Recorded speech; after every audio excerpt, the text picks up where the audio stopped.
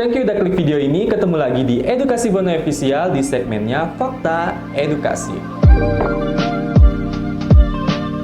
Nah, kemarin aku ada dapat request nih dari teman edukasi lainnya bahwa aku harus mengupload MCAT, bahwa aku harus membahas sesuatu yang berbau tentang Edukasi Borneo Official alias tentang Borneo.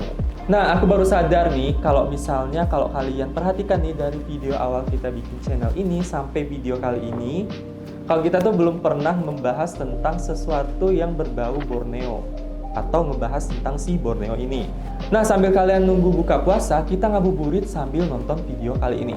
Make sure kalian udah subscribe channel ini dan jangan lupa untuk follow media sosial kita. Kalian bisa cek di description box yang ada di bawah ini. Nah, yang pertama kita harus bahas kenapa Kalimantan dijuluki dengan nama Borneo. Nah, yang pertama itu dilansir dari Hebokwir. Kata Borneo itu berasal dari kata Brunei. Menurut sebuah catatan dari seorang utusan Tiongkok di abad ke-8 dan ke-9, Kalimantan itu dikenal dengan nama Popoli, Poni, atau Bunlai. Jelas sekali kelihatan kemiripan antara Brunei ini dengan Bunlai ini. Jadi pada masa itu digunakanlah nama ini untuk menamai Kalimantan. Tetapi ada pendapat lain tentang penggunaan nama Borneo. Tetapi terdapat pendapat lain tentang penamaan Borneo ini yang katanya berasal dari nama pohon yang banyak tumbuh di wilayah tersebut pada abad ke-15. Pohon ini bernama Borneol atau dalam bahasa Latin itu bernama Dryobalanops campora. Pemberian nama Borneo ini berasal dari bangsa Eropa ketika saat itu mereka menemukan banyak pohon itu terdapat di wilayah Kalimantan. Nah, untuk nama Kalimantan itu berasal dari bahasa Sanskerta yaitu Kalamantana. Untuk artinya itu adalah pulau yang memiliki hawa panas. Jadi kalian tahu kan alasan kenapa Kalimantan itu bisa memiliki hawa panas?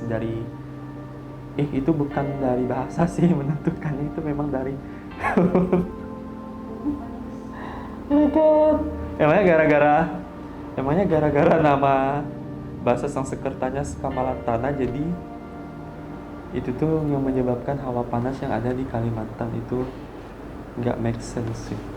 Nama Kalimantan ini secara resmi digunakan oleh negara untuk memberikan nama pulau ini karena akar katanya nama ini tidak digunakan oleh para penjajah, alias tidak diberikan oleh penjajah Eropa. Ada juga pendapat dari seseorang bernama Seahorse yang mengatakan nama Kalimantan itu terdiri atau berasal dari 6 golongan yang ada di wilayah setempat itu, yaitu dari Iban, Kayan, Kenya, Klemantan, Murut, dan Buat.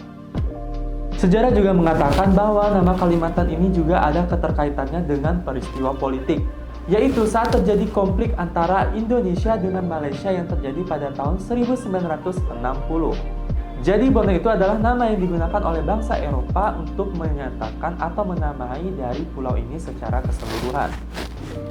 Yang mana wilayah sebagiannya adalah Brunei Darussalam dan sebagiannya juga adalah wilayah dari Malaysia, yang sedangkan penamaan Kalimantan ini digunakan untuk menyebutkan nama wilayah ini yang termasuk ke dalam wilayah Indonesia. Nah, itu dia kenapa Kalimantan dijuluki sebagai Borneo. Nah, kalau tadi kita bahas tentang Kalimantan, kali ini kita bakal bahas tentang fakta-fakta yang ada di Kalimantan Barat. Yang pertama itu adalah Provinsi Kalimantan Barat ini adalah posisi ketiga provinsi yang terluas ada di Indonesia. Nah, luas Provinsi Kalimantan Barat ini tidak bisa diragukan lagi karena dia telah menempati posisi ketiga yang terluas ada di Indonesia. Luasnya berapa, Ted? Lewat Agida nih aku masih improve nih. Oh iya kak? Astaga! Jadi luas Kalbar itu sebesar 147.307 km persegi. Next, Kalimantan Barat pernah beralih pada zona waktu di Indonesia. Nah, kejadian ini terjadi pada tanggal 1 Januari 1988. Yang pada sebelumnya itu Kalimantan Barat ini berada pada zona waktu Indonesia bagian tengah bersama dengan Kalimantan Tengah, lalu beralih ke waktu Indonesia bagian Barat pada tanggal 1 Januari 1988 itu. Next itu adalah Kalimantan memiliki sungai terpanjang di Indonesia. Jadi sungai yang dimaksud itu adalah Sungai Kapuas. Sungai Kapuas itu adalah sungai yang paling panjang yang ada di Indonesia. Jadi sungai ini membentang dari hulu Provinsi Kalimantan Barat menuju ke hilirnya Provinsi Kalimantan Barat. Kalau Pak, hulunya itu di mana ya? Hulunya itu di Kapuas Hulu, kalau misalnya hilirnya itu di Pontianak kan?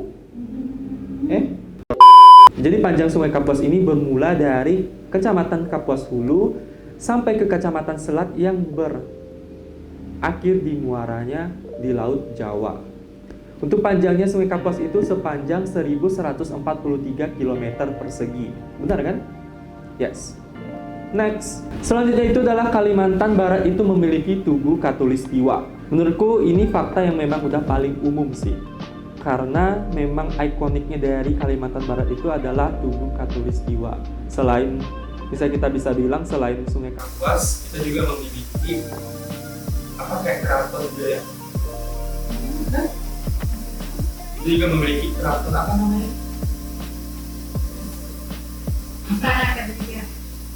Memiliki keraton Istana Kadria. Memiliki Istana Kadria, oke, tidak ada pakai kata. Jadi kita tuh juga memiliki Tugu Katulistiwa. Jadi maksud dari Tugu Katulistiwa ini adalah titik di mana bumi itu memiliki titik 0 derajat, kan? Titik 0 derajat. Tapi itu apa namanya? Kalau tugu ini nih, titik 0 nih, iya kurang konten. Kalau titik 0 ini mulai sekarang itu udah mulai berpindah karena mengikuti poros bumi juga ya, kan? Jadi sekarang itu titik 0 itu udah bergeser, jadi bukan di buminya lagi. Jadi sekarang itu ada. Kalau kalian misalnya yang berada di Pontianak mungkin bisa ke Tugu Katulistiwa. Kalau misalnya kalian yang di luar Pontianak ya boleh aja ke Pontianak gitu kan. Jadi kalau misalnya kalian ke Tugu Katulistiwa itu, kalian bakalan lihat di situ ada kayak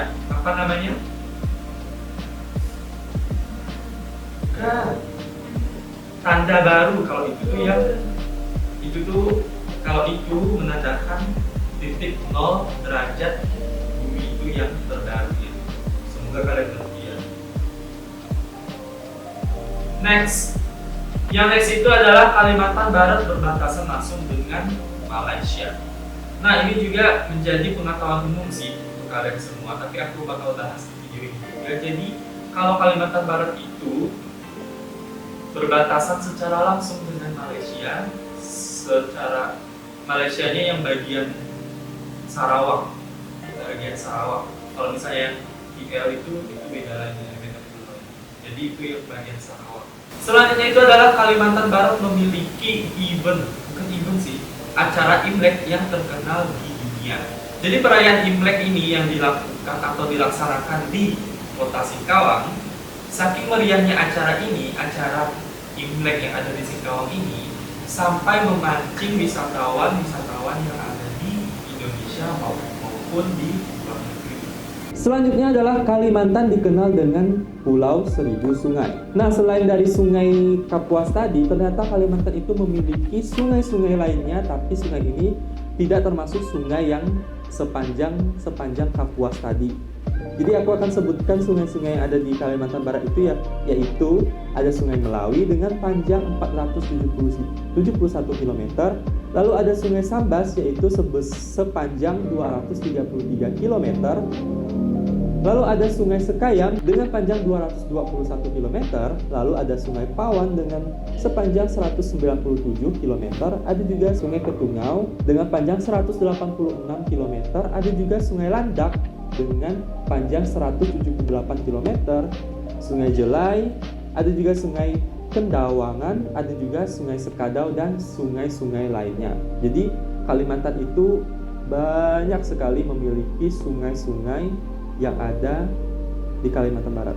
Dan yang terakhir itu adalah Kalimantan memiliki pusat tambang emas. Jadi kalian tahu kan kalau orang Kalimantan itu kaya-kaya, itu enggak. Nah, sebagai pengenalan mengenai potensi SDA atau sumber daya alam yang ada di Kalimantan Kalimantan Barat itu memiliki tambang emas yang sangat besar pada abad ke-19 dan abad ke-20 yang ada di wilayah Monterado yang ada di Bengkayang. Mungkin dari kalian ada yang tahu fakta-fakta lain tentang Kalimantan Barat, tapi aku belum sebutin di video ini. Kalian bisa komen di bawah dan kita bisa diskusi bareng nih, apakah, atau misalnya gini aja, atau misalnya kalian tertarik dengan video ini, kita bakal bikin part 2 tentang fakta-fakta yang ada di Kalimantan Barat.